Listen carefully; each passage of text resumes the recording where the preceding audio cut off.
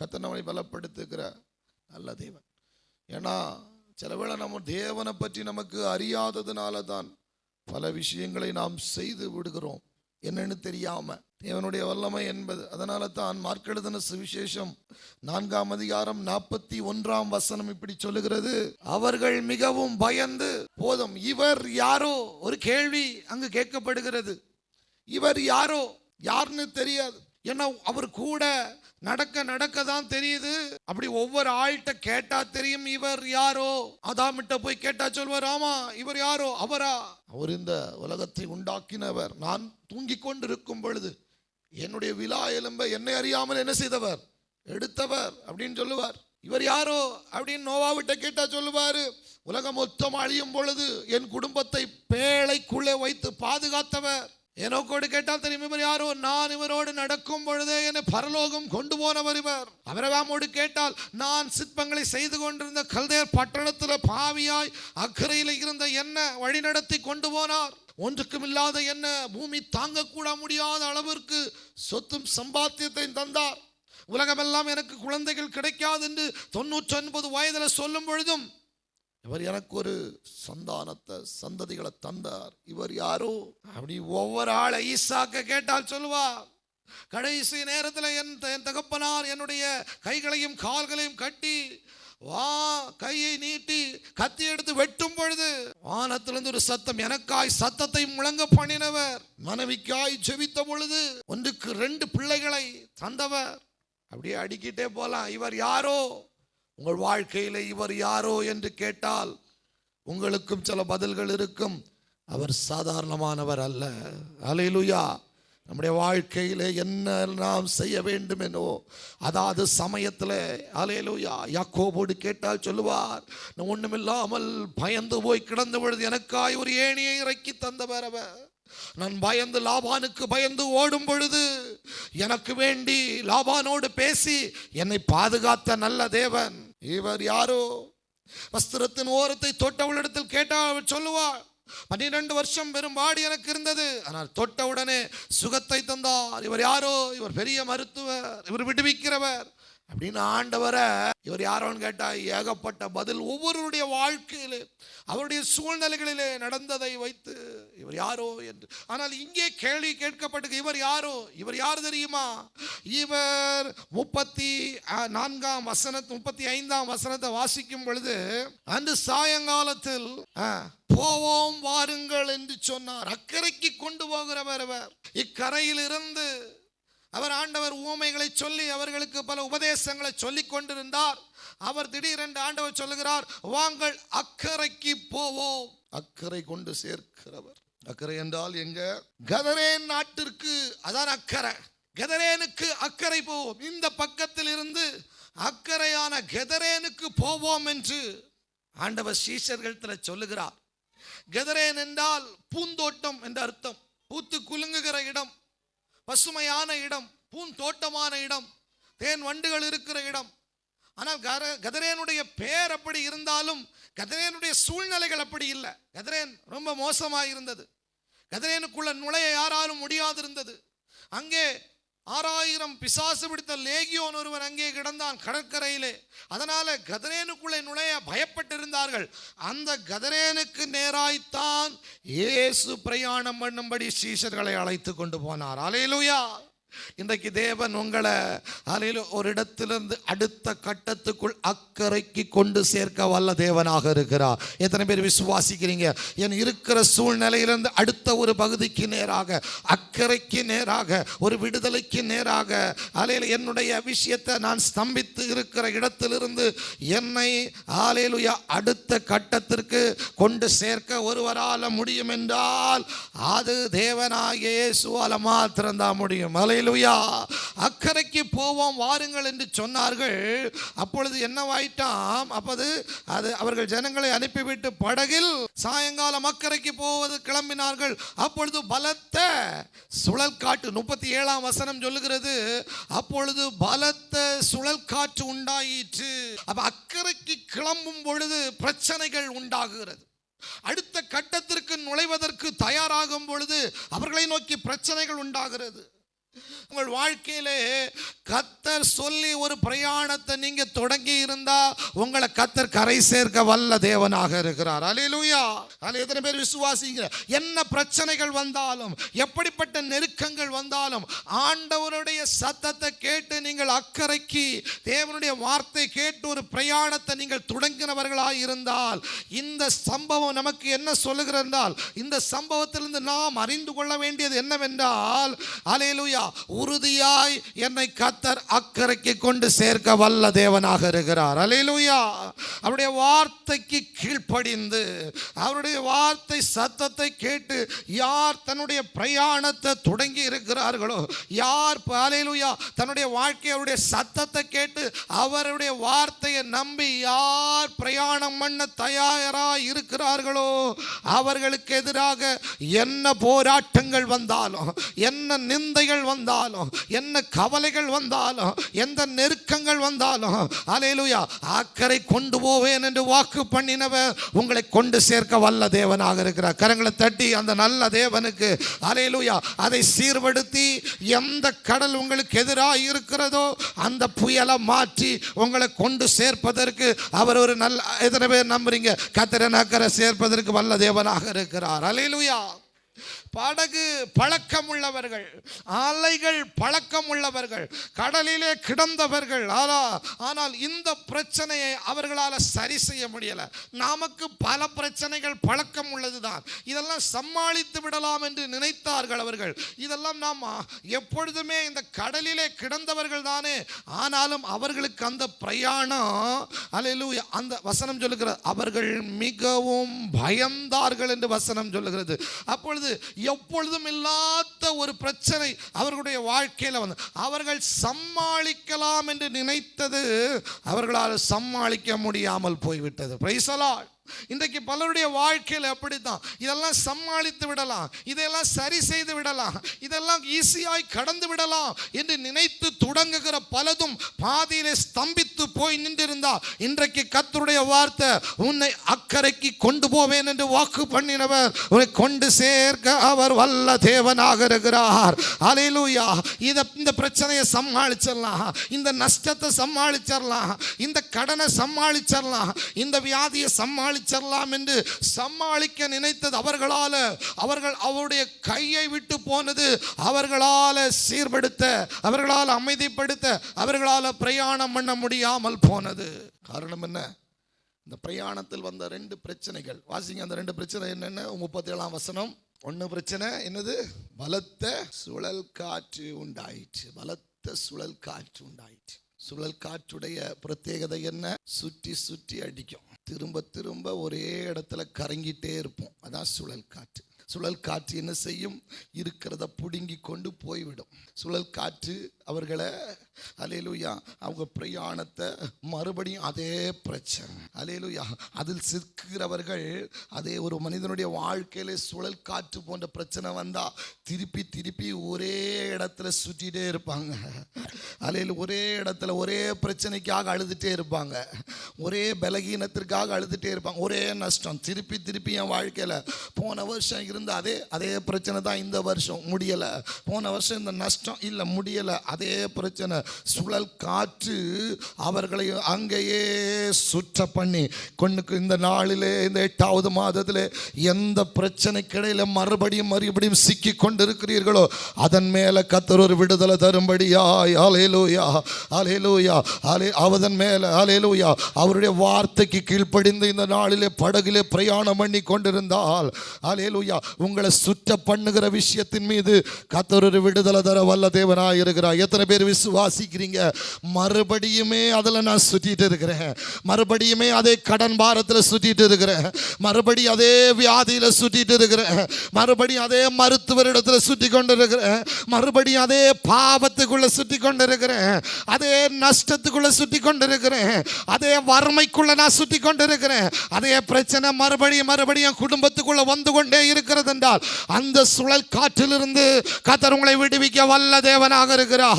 கரங்களை தட்டி அந்த நல்ல தேவனுக்கு உன்னை அடித்து கொண்டிருக்கிற சுழல் காற்றுகளை கர்த்தர் இந்த நாளிலே மாற்றும்படியாக, என் பிரயாணத்தை ஸ்தம்பிக்க பண்ணுகிற, என் வாழ்க்கையிலே அடுத்த பகுதிக்கு கொண்டு போக கூடாதபடிக்கு என்னை ஒரே இடத்துல கரக்கி கொண்டிருக்கிற சில அனுபவங்களிலிருந்து கர்த்தர் விடுவிக்க வல்ல தேவனாக இருக்கிறார். Praise the Lord. மாற்றவே முடியல. சில பிரச்சனை என்கிட்ட மாறவே மாட்டேங்குது. எதிர்பார்க்கல, பிரயாணம் தொடங்கும் பொழுது எதிர்பார்க்கல. இப்படிப்பட்ட ஒரு பிரச்சனை வரும் பொழுது பலருடைய பிரயாணம் அப்படித்தான். நல்லா போயிட்டு இருந்த பிரயாணம் இடையிலே எங்கிருந்து சில காற்று வந்ததுன்னு தெரியல. யோபுடைய வாழ்க்கையில வாசிக்கும் பொழுது அவனுடைய பிள்ளைகள் சகோதரர்கள் எல்லாம் சேர்ந்து உணவு உண்டு கொண்டு இருக்கும் பொழுது ஒரு காற்று வீசினது. அது நாலா பக்கமும் வீசினது என்று வசனம் சொல்லுகிறது. யோபு 1:19 வாசிங்கன்னா, வனாந்திரம் வழியாய் பெரும் காற்று வந்து அந்த வீட்டுல ஒரு பக்கம் அல்ல, ஒரு பிள்ளை இடத்துல அல்ல, 4 பக்கத்திலையும் அடித்ததான். 4 பக்கம். இவன் தப்பித்திரவே கூடாது. அதுக்கு 4 திசையிலும் ஒரு காற்று வரணும்னா ஒரு திசை வழியா தான் வரணும். ஒரு திசை வழியா அப்படியே போகும். அப்படி சொல்லுவாங்க, புயல் இதை கடந்து போனது, அந்த கடற்கரையை கடந்தது அப்படின்னு சொல்லுவாங்க. ஆனா இங்க பாருங்க, இங்க சொல்லுது வசனம், 4 திசையிலும் வந்து அடித்தது. அடித்தோன்னு என்ன ஆயிட்டா, அது பிள்ளைகளின் மேல் எங்கிருந்தோ வந்த காற்று 4 திசையிலும் அடித்து அது பிள்ளைகளின் மேல் விழுந்தது. அவர்கள் இறந்து போனார்கள். 4 பேர். அப்ப 4 திசையிலிருந்து வந்ததுனால அன்னைக்கு குடும்பமா உட்கார்ந்து இருந்து சாப்பிட்டு கொண்டிருந்த, உணவருந்தி கொண்டிருந்தவர்களுடைய அல்லேலூயா அவர்கள் மேல விழுந்து ஒருத்தரும் இல்லாமல் போனார்கள். சில வாழ்க்கையில சில குடும்பங்கள்ல எங்கிருந்து காற்று வருதுன்னு தெரியல, திடீரென்று வருகிறது. நம்முடைய வாழ்க்கையே அல்லேலூயா அசைக்கிறதாய் அமைகிறது. Price the Lord. எங்கிருந்து வருதுன்னு தெரியல. எப்படிப்பா இந்த பிரச்சனையில மாட்டினேன்னு தெரியல, எப்படி இந்த நஷ்டத்தில் மாட்டினேன்னு எனக்கு தெரியல. அல்லேலூயா. எப்படி இது என்னால் அது சமாளிக்க முடியாத சில காற்றுகள், சுழல் காற்று போல. அதே மார்க்கு 6ஆம் அதிகாரத்தில் இன்னொரு பிரயாணத்தில் 45ஆம் வசனத்தில் சொல்லுகிறார், அக்கரையில் பெத்சைதாவுக்கு எதிராக அவர்களை துரிதப்படுத்தினார். அங்கே ஒரு பிரயாணம் தான். ஆனால் அங்கு என்ன வந்ததாம், சாயங்காலமான பொழுதும் படகு நடுக்கடலில் இருந்தது.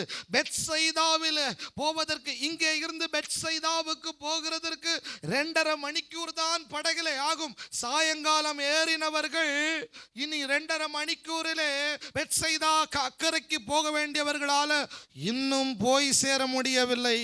ஏனென்றால் அவர்களுக்கு எதிராக என்ன அடித்ததாம், எதிர்காற்று அடித்தபடியினால. அப்படித்தான வசனம் சொல்லுகிறது. காற்று அவர்களுக்கு எதிராய், என் பிரயாணத்திற்கு எதிராய் காற்று, என் பிள்ளைக்கு எதிராய் அடுத்த ஸ்டெப்பு எடுத்து வைக்க கூடாதபடிக்கு அலையில் ஒரு காற்று இருந்த இடத்திலேயே இருக்கணும். அடுத்த ஒரு ஸ்டெப்பு போயிடக்கூடாது. தேவ வசனத்தை அறிந்திடக்கூடாது. அலையில தேவனை அறிந்திடக்கூடாது, ஆராதிச்சிடக்கூடாது. இந்த குடும்பத்துக்குள்ள விடுதலை வந்துடக்கூடாது. அடுத்த பெத்சைதாவுக்கு ஆண்டவர் சொன்ன இடத்துல போய் சேரக்கூடாது என்று காற்று எதிராய் அடித்தபடினாலே அவர்கள் என்ன செய்தார்களா, தண்டு வலித்தார்கள். எவ்வளவு முயற்சி செய்தும் அவர்களால் அடுத்த கட்டத்திற்குள் போக முடியல. உங்க வாழ்க்கையில் அடுத்த கட்டத்துக்கு போக முடியாம ஒரே இடத்துல நின்று துளாவி கொண்டிருக்கிறீர்களா? ஒரே இடத்துல நின்று முயற்சி எடுத்து தோற்று போய் அங்கே நிற்கிறீர்களா? என் பிரயாணம் ஸ்தம்பித்து போய் நிற்கிறது. ஆண்டவர் சொன்ன இடத்துல என்னால் போய் சேர முடியல. வாழ்க்கையில் எங்க நிற்கிறேனோ அங்கே மறுபடியுமாய் நான் முயற்சி எடுத்தும் ஒரு பகுதி கூட என்னால் போக முடியவில்லை என்று அங்கலாய்த்து 6:30 மணிக்கு கிளம்பி இருந்தா 8:30 மணிக்கு போய் சேர்ந்திருக்கலாம். ஆனால் அது எங்க எத்தனை மணி வரை அவங்க போய் சேரலாம்? 4ஆம் ஜாமம் வரைக்கும் எங்க தான் கிடந்தாங்களா? கடலிலே கிடந்தார்கள். காலையில் வரைக்கும் எளிதாய் கிடைக்க வேண்டியது பலதும் கிடைக்காமல் நடுக்கடலில் தத்தளிப்பது போல வாழ்க்கை அலைமோதி கொண்டிருந்தால், ஈஸியாய் போக வேண்டிய பிரயாணம், ஈஸியாய் கிடைக்க வேண்டிய வேலை, ஈஸியாய் கிடைக்க வேண்டிய வருமானம், ஈஸியாய் படிக்க வேண்டிய என் பிள்ளையுடைய அடுத்த ஸ்டெப்பு, எதிர்காலம் எல்லாம் நடுக்கடலில் நிற்பது போல 4ஆம் ஜாமம் வரைக்கும் இன்னும் போய் சேரலை. பெத்சைதாவுக்கு ஈஸியாக போய் சேர்ந்திருக்கலாம். ஈஸியாக அதில் 2 மணிக்கூரில் போக வேண்டியது 8 மணிக்கூர் ஆகி நடக்கலை. எப்போவோ நடக்க வேண்டிய நன்மை இன்னும் என் வாழ்க்கையில் நடக்கலை என்று நடுக்கடல் நிற்பது போல் நின்று கொண்டிருந்தால், இந்த நாளிலே கர்த்தருடைய வார்த்தை உங்களுக்காய் சொல்லப்படுகிறது. Praise the Lord.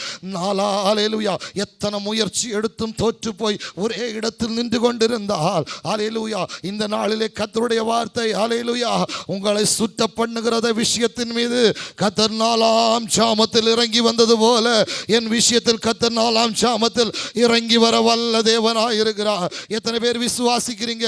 என் விஷயத்தில் கர்த்தர் 4ஆம் சாமத்தில் எந்த இடத்துல சோர்ந்து போய் நிற்கிறேனோ, எந்த இடத்துல பலகீனப்பட்டு நிற்கிறேனோ, எந்த இடத்துல அங்கலாய்த்து போய் நிற்கிறேனோ, அந்த இடத்துல கர்த்தர் எனக்காய் கடந்து வருகிற நல்ல தேவனாக இருக்கிறார். அடுத்து ஒரு தீர்மானத்திற்கு போக முடியாதபடிக்கு என் பிள்ளையின் வாழ்க்கையில் எதிர்காற்றடித்துக் கொண்டிருக்கிறது.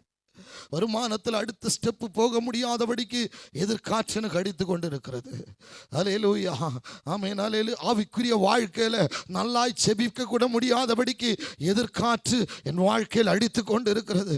எங்கு போனாலும் ஹல்லேலூயா பயந்து இருக்கிற சூழ்நிலை நம்முடைய வாழ்க்கையில் உண்டாயிருந்தால் ஹல்லேலூயா, இன்னைக்கு சொல்றேன், கர்த்தர் சொல்லி நீங்க பிரயாணம் தொடங்கி இருந்தா உங்க பிரயாணத்தில் கர்த்தர் வழி நடத்த வல்லவராக இருக்கிறார். கர்த்தர் சொல்லிதான் நீங்க பிரயாணத்தை தொடங்கி இருந்தா உங்க பிரயாணத்தில் கர்த்தர் கூட வரவல்ல. எத்தனை பேர் விசுவாசிக்க என் பிரயாணத்தில் கர்த்தர் வல்லவராக இருக்கிறார்? வழியில சிக்கினது போல வாழ்க்கை நின்று கொண்டு இருக்கிறதா? ஆண்டவரே, மறுபடியும் அதே பிரச்சனை என்னை சுற்றி வந்து கொண்டிருக்கிறது. அப்படி எத்தனை பேர் சொல்றீங்க? மறுபடியும் அதே சுழல் காற்று அப்படி என்னை சுத்த பண்ணிட்டே இருக்குது. நான் போக முடியல. நான் நினைச்ச இடத்திற்கு என்னால போக முடியல. கர்த்தர் ஒரு இடத்தை சொல்லி அக்கறைன்னு சொல்லிட்டு தொடங்கி இருக்கிறார்.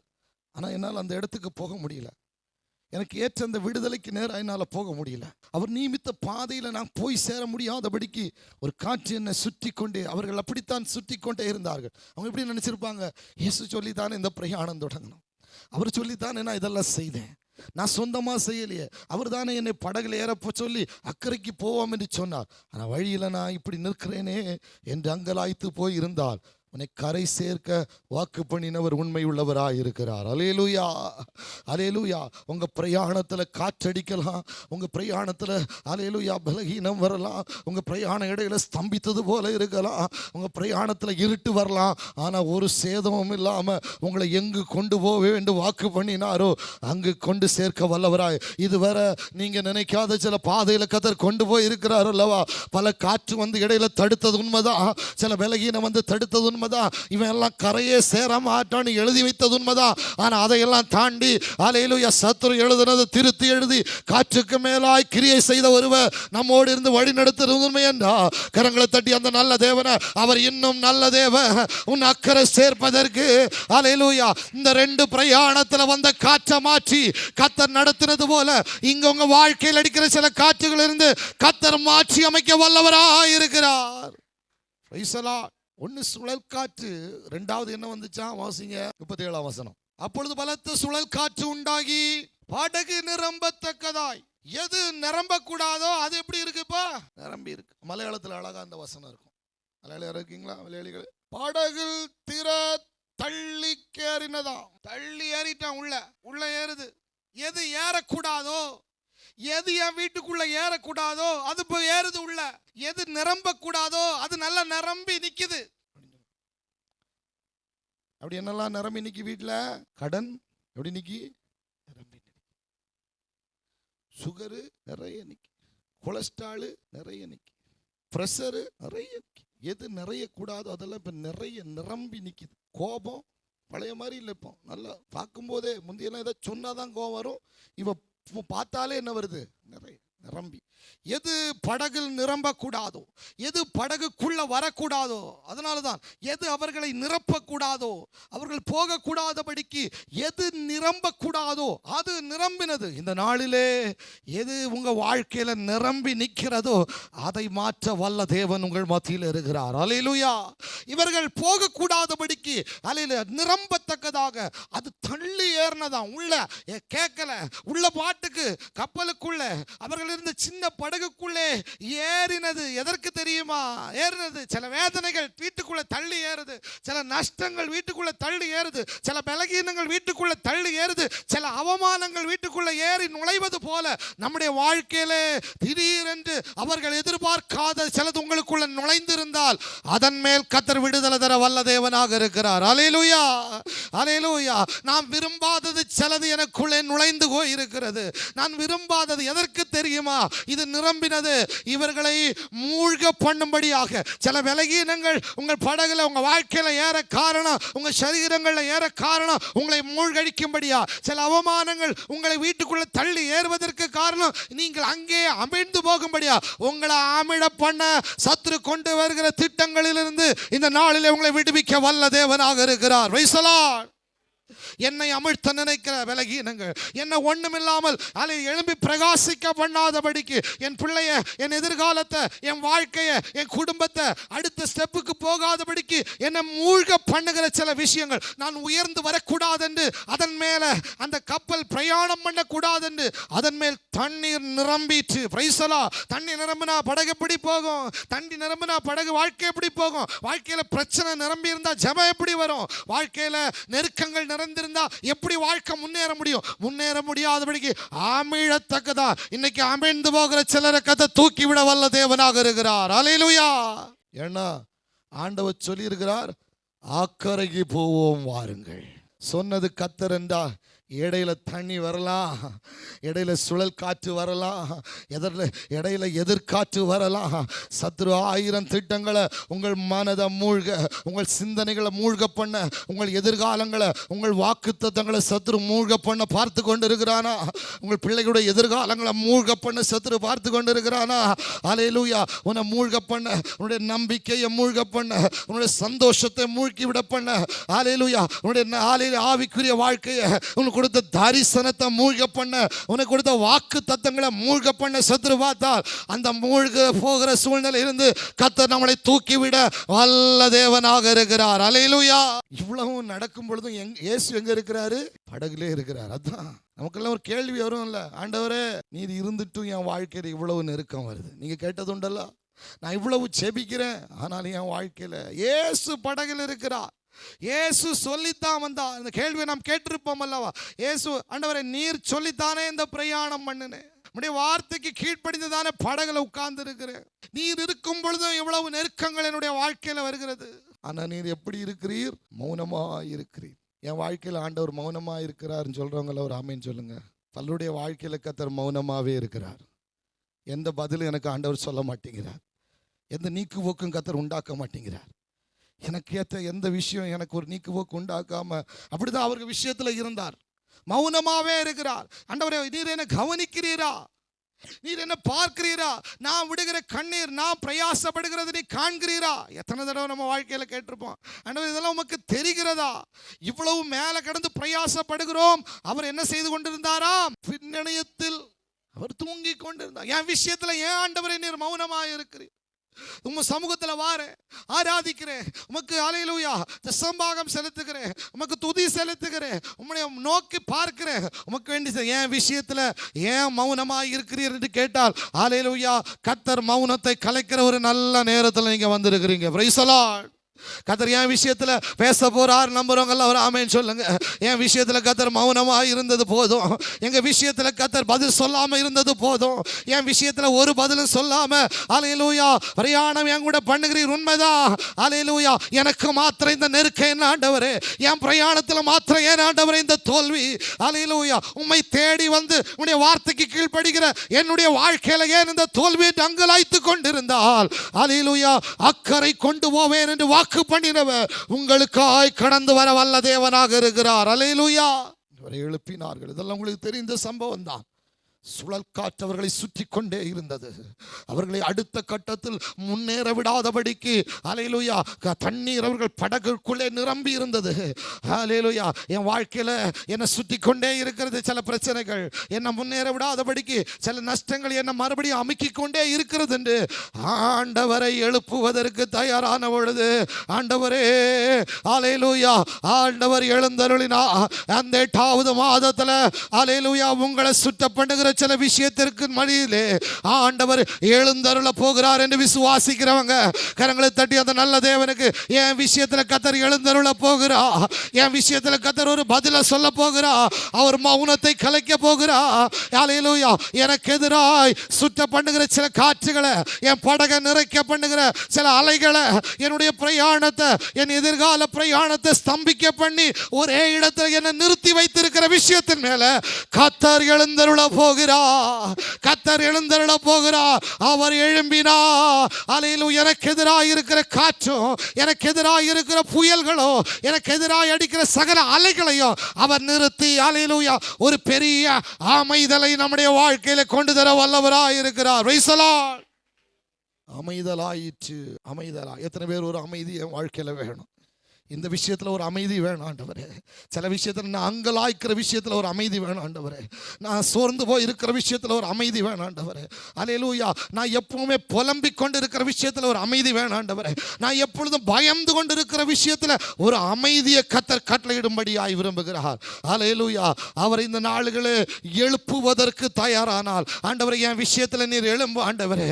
இவ்வளவு வேதனை நான் படுகிறேன், ஒரு ஸ்டெப் எடுத்து வச்சா 4 ஸ்டெப் பின்னாடி போயிட்டு இருக்கிறேன், இப்போ நடக்கும் என்று நினைக்கிறேன், ஆனா நடக்காதபடிக்கு பின்னும் என்னை அலையில ஒரே பிரச்சனையில சுற்றி கொண்டிருக்கிறேன் என்றால் அல்லேலூயா நீங்க அவதிப்படுகிற அந்த விஷயத்திற்கு கர்த்தர் ஒரு அமைதியை தர வல்லவராய் இருக்கிறார். விசுவாசிக்கிறவங்க ஒரு ஆமென் சொல்லுங்க.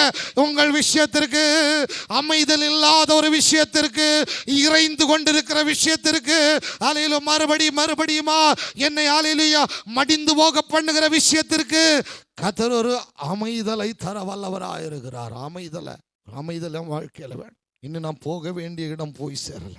கர்த்தர் அவர் எழுப்பின பொழுது உங்களை எது அவர்களை சுற்ற பண்ணினதோ அதை கர்த்தர் அதட்டி அல்லேலூயா.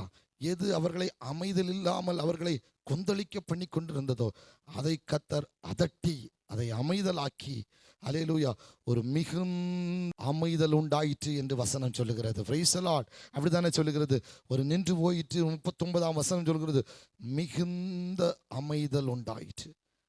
இதுவரை இறைந்து கொண்டிருக்கிற சில விஷயங்களை, இதுவரை நீங்கள் அங்கலாய்த்து கொண்ட விஷயங்களை, இது எப்படி ஆண்டவரே சரி கட்ட போகிறேன் என்று பயந்து போயிருக்கிற விஷயங்கள், இது என்னவாய் முடியும் என்று அல்லேலூயா கலங்கி போய் விஷயம் இருக்கிறது. கர்த்தர் ஒரு அமைதலை கட்டளையிட போகிறார். எத்தனை பேர் விசுவாசிக்கிறீங்க? அல்லேலூயா. அந்த 5ஆம் அதிகாரம் 1ஆம் வசனம் என்ன சொல்லுது வாசிங்க. பின்னும் அவர்கள் கடலுக்கு அக்கறையில் உள்ள அவர்கள் கதரேனுடைய நாட்டில் வந்தார்கள். 35ஆம் வசனத்துல சொல்லுகிறார் அக்கறைக்கு போவோம் என்றார். அக்கறைக்கு போவோம் என்றவர் அக்கறையிலே கொண்டவர்களை சேர்த்தார். அல்லேலூயா. அக்கறையில் உள்ள விடுதலைக்காக தான் இவ்வளவு பிரயாசமே. அக்கறையில கொண்டு சேர்ப்பேன். நான் இன்னைக்கு உங்களை இதோட முடிக்கிறேன். அக்கறைக்கு உங்களை கொண்டு கர்த்தர் சேர்க்க வல்லவரா. எங்க போக முடியாது என்று சத்துரு, இந்த இடத்துல நீ சேர முடியாது, இந்த நிலைமையில நீ வர முடியாது, இந்த இடத்துல நீ கால் வைக்க முடியாது, இந்த இடத்துல அல்லேலூயா நன்மை உங்களுக்கு உண்டாகாது, இந்த வேலை உங்களுக்கு கிடைக்காது, எதை கிடைக்காது என்று சொல்லி அக்கறை கொண்டு போக முடியாது என்று இடையிலே சத்துரு போராடுகிறானோ அதெல்லாம் உடைச்சு அக்கறையில் அவங்களை கால் வைக்க சத்துரு சொல்லியிருப்பான். இந்த கடல்லையே உன்னை சுட்ட வைப்பேன், இந்த பிரச்சனையிலே உன்னை சுட்ட வைப்பேன், இந்த தண்ணிக்குள்ளே உன்னை மூழ்க வைப்பேன் என்று சத்ரு ஆலையில் போராடின பொழுது அக்கறையிலே கால் வைக்கும்படி கர்த்தர் அவர்களுக்கு கிருபை செய்தார். நான் உங்களுக்கு சொல்றேன், உங்களை கர்த்தர் எந்த இடத்துல கால் வைக்க முடியாது என்று சத்ரு சொல்லுகிறானோ அதெல்லாம் உடைச்சு என் பிள்ளை இந்த இடத்துல நிற்க முடியாது, என் குடும்பம் இங்கே நிற்க முடியாது, நான் இப்படி தேவ சமூகத்தில் நிற்க முடியாது என்று போராடுகிறோம், அதை உடைச்சு உங்களை எங்க நிறுத்தணுமோ அங்க கர்த்தர் நிறுத்த வல்லவராக இருக்கிறார். அல்லேலூயா.